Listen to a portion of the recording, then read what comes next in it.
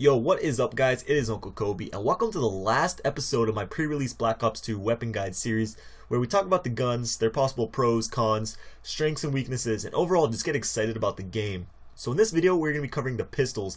Now in Black Ops 2, remember, you have the option to not equip a pistol or even a secondary in general, and we haven't seen much pistol gameplay at all really, and I would not be surprised if a lot of people just end up skipping out on it and have an extra attachment on their primary or use a wild card and stuff like that.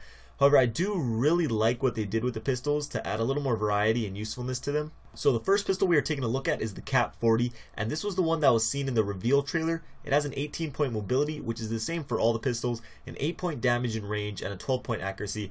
So stats wise, it has the lowest damage and range and about an average accuracy, but what compensates for the low stats is that it's a fully automatic pistol, so you can just hold down that trigger and let the bullets pour out.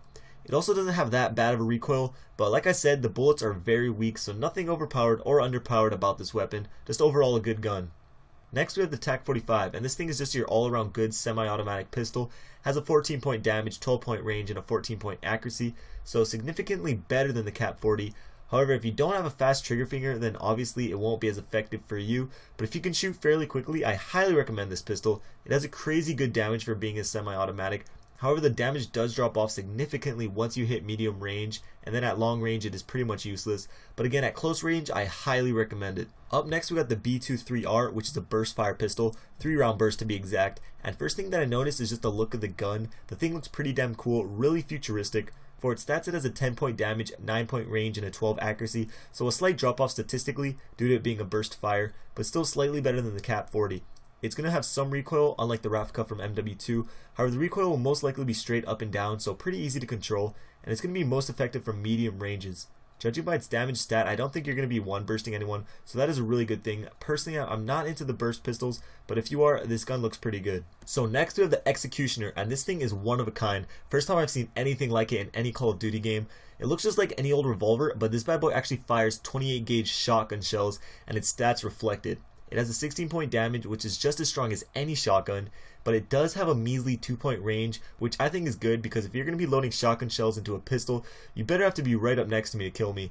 And finishing up, it has an 8-point accuracy, so obviously the gun will be more effective in close quarters maps and will be extremely useful when finishing off hurt enemies, which is why it's named the Executioner. Last on our list we have the 5.7. Yes, it is returning to Black Ops 2. I think we call this a fan favorite for MW3. I see a lot of people using it, but for its stats, we got a 12-point damage, 10-point range, and a 15-point accuracy. So pretty much it's just a downgraded TAC 45, but it does have a bigger magazine size.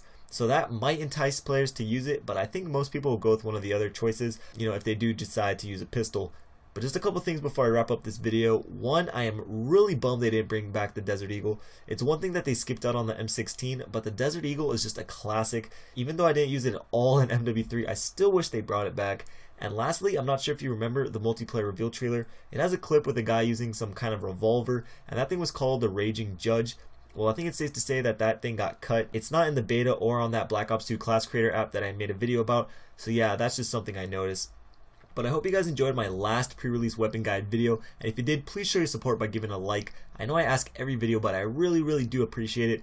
Just a quick heads up, I know some of you were not able to see the full-length beta gameplay I posted. I had to take it down. I didn't want to get a strike on my channel, and it just was not worth it. So instead, I'm going to be taking important parts of the gameplay and breaking it down and showing you the important information that you might have missed. So expect that video to come out later this week. This was Uncle Kobe. Thanks for watching. I'll see you guys later. Peace.